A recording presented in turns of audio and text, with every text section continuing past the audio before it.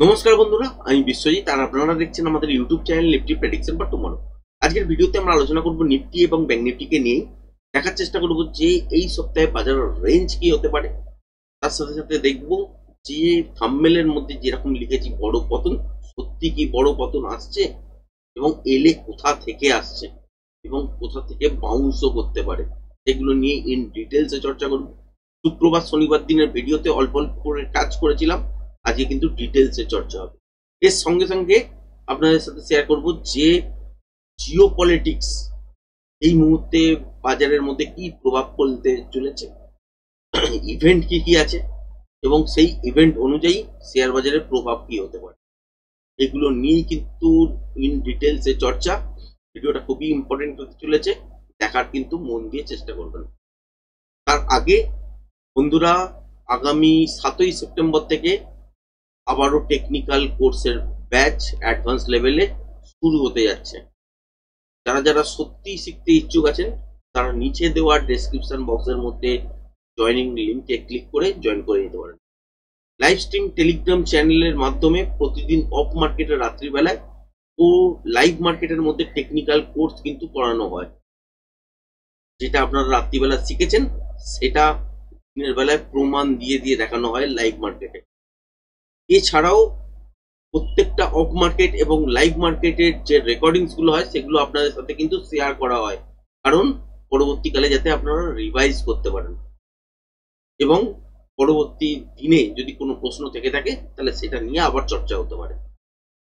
এরকম ভাবেই কিন্তু কন্টিনিউ চলে অ্যাডভান্স টেকনিক্যাল কোর্সটা। যারা যারা সত্যি শিখতে ইচ্ছুক আছেন তারা যোগাযোগ করতে পারেন। নিচে ডেসক্রিপশন বক্সে টেলিগ্রাম চ্যানেলের জয়েনিং লিঙ্ক দিয়ে দেওয়া আছে, ওখানে গিয়ে কোর্সের লিঙ্কটাতে ক্লিক করলে বাদ বাকি ডিটেলস আপনারা কিন্তু পেয়ে যাবেন। এবং 7ই সেপ্টেম্বর থেকে রাত্রিবেলা থেকে ক্লাস কিন্তু শুরু হবে। তো আজকের ভিডিওতে আমরা আলোচনা করছি সাপ্তাহিক।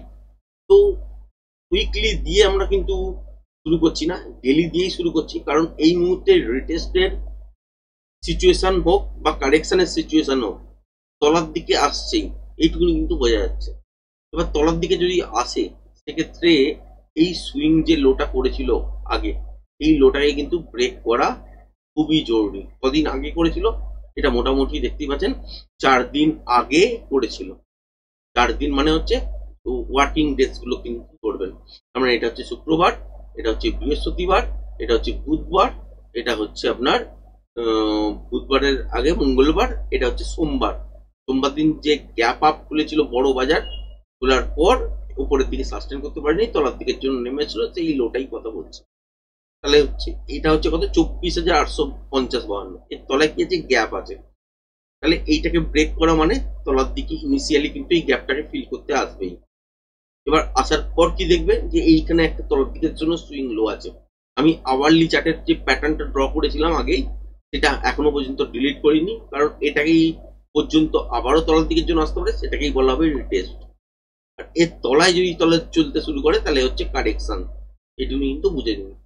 তাহলে হচ্ছে এইখানে একটা যে জোন আছে সেটা হচ্ছে 24,380 থেকে 24,240, এই জোনটার মধ্যে আবারও আসতে পারে। 24,240-এর জায়গায় 220 পয়েন্ট ব্রাফার ধরে নেবেন। তাহলে এখানে তলার দিকের জন্য আসতেই পারে, তাহলে এখান থেকে উপরের দিকের জন্য আবারও ঘুরতে পারে।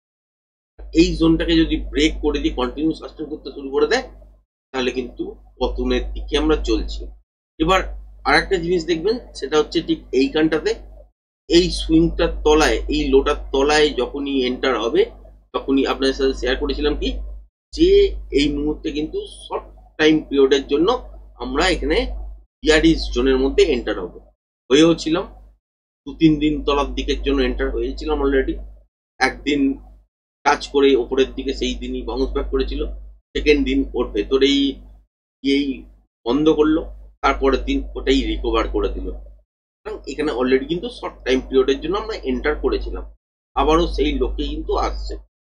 এবার যদি এই লোটাকে ব্রেক করে দিয়ে চলে তাহলে শর্টার টাইম ফ্রেম মানে শর্ট টাইম জোনের মধ্যেই কিন্তু আমরা চলবো এবং খুব অল্প সময়ের মধ্যেই কিন্তু এখান থেকে রিকভার পেলেও পেতে পারি।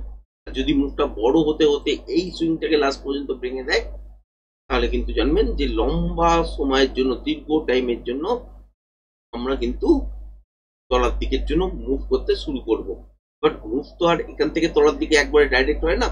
কিরকম হয় যে এখান থেকে হয়তো ব্রেক করে তলার দিকে এলো, একটা বাউন্স পেলেন, এই বাউন্সটার পর যে মুভটা আবার তলার দিকের জন্য আসবে সেটা আরো অনেকটা বড় হবে। এইরকম সিচুয়েশন কিন্তু অনেক দিন ধরে লাগাতার চলতে থাকবে। এইরকম ভাবেই কিন্তু বাজারের সিচুয়েশন গুলো বদলে যায়। আর যদি রিটেস্ট করার উদ্দেশ্যেই বাজার আসে, তাহলে এই সব জোনের কাছাকাছি থেকে দেখবেন যে আবার উপরের দিকের জন্য মুভ করছে। রিটেস্ট করতেই আসুক বা কারেকশনই করতে আসুক, যাই করতে আসুক না কেন, আপাতত কিন্তু তলার দিকের জন্য এতদূর মিনিমাম দেখছেন। এই জন্য আপাতত রিটেস্টের পরিকল্পনাতেই আমরা কিন্তু ট্রেডিং সেট আপ গুলোকে অ্যাক্টিভেট করবো। এই লেভেলটা ব্রেক করে যাবো মানে তলার দিকের জন্য। আবার যদি দেখি যে এই সুইংটাকে ব্রেক করেছে, যেটা হচ্ছে 25,168, যেটা করা উচিত নয়, যদি করে তাহলে এই এই যে জোনটা আছে এরপর থেকে একটা মোমেন্টাম তৈরি হয়ে যাবে, যেটা হচ্ছে 25,260 পর থেকে, এবং আপসাইডের দিকের জন্য মুভমেন্ট কিন্তু দেখবেন। অনেকেই দেখবেন যে ভিডিওর মধ্যে বলেছিল যে এখান থেকে আপসাইডে লাইভ হাই 30,000। তো আলটিমেট আপনাদের সাথে অনেক দিন আগে শেয়ার করেছিলাম, যারা রেগুলার দেখেন তারা নিশ্চয়ই জানবেন যে এখনো 1-1.5 বছর কিন্তু লাইভ হাই পেরোতে কিন্তু সময় লেগে যাবে। যদি বিয়ারিশ ফেজে আসে তাহলে তো ছেড়েই দিন, তাহলে আরো কিন্তু সময় লেগে যাবে। তো সেই সিচুয়েশন অলরেডি দেখছেন।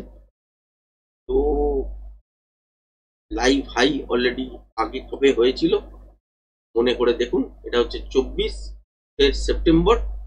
তো মোটামুটি সেপ্টেম্বর আসতে যাচ্ছে, এখনো লাইভ হাই পেরোয়নি কিন্তু। তো এটাকে দেখে বুঝতেই পারছেন যে 1 বছর কমসে কম পেরিয়ে গেল।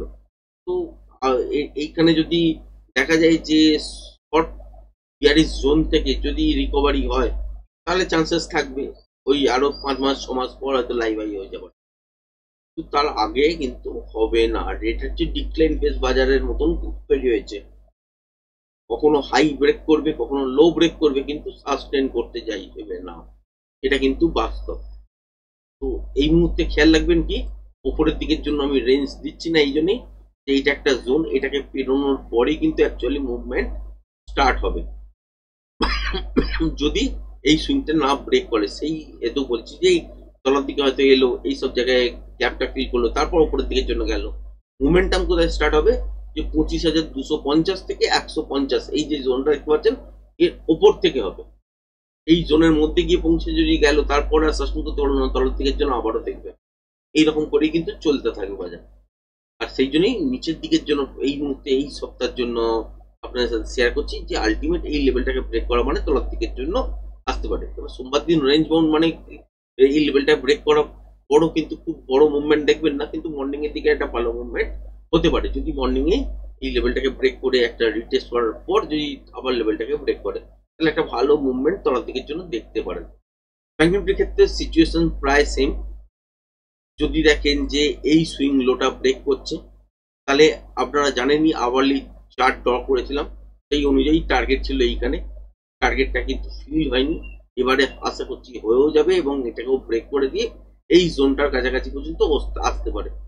এই জোনটাও কিন্তু আপনাদের সাথে শেয়ার করেছিলাম যে এইটা হচ্ছে ফার্স্ট টার্গেট, এটাকে যদি মিট করে তাহলে সেকেন্ড টার্গেট এই পর্যন্ত, যেটা হচ্ছে 54,400 থেকে তলার দিকে হচ্ছে 54,168 পর্যন্ত। তো এই জোনটাকেও কিন্তু টার্গেট করতে পারে। এখান থেকে যদি বাউন্স করে তাহলে কিন্তু রিলিফ পাবেন, আবারও কিন্তু উপরের দিকের জন্য মুভ করতে যাবে। আর যদি এই লেভেলটাকে ব্রেক করে তাহলে তো বুঝতেই পারছেন এই জোনটাকে অলরেডি দেখতে পাচ্ছেন, এখানে একটা সুইং লো ছিল আর সেখানেই গিয়ে ক্লোজিং করেছে। এই লেভেলটাকে যদি ব্রেক করে সাসপেন্ড করতে শুরু করে দেয়, আবারও শর্ট টাইমের জন্য আমরা বিয়ারিশ ফেজের মধ্যে এন্টার হয়ে যাব, এবং ফাইনালি এই লেভেলটাকে যদি ব্রেক করে কোনো কারণে, তাহলে কিন্তু আমরা লম্বা সময় লং টাইমের জন্য বিয়ারিশ ফেজের মধ্যে এন্টার হব। এছাড়া কিন্তু সিচুয়েশন ওই রকম ভাবে হবে না।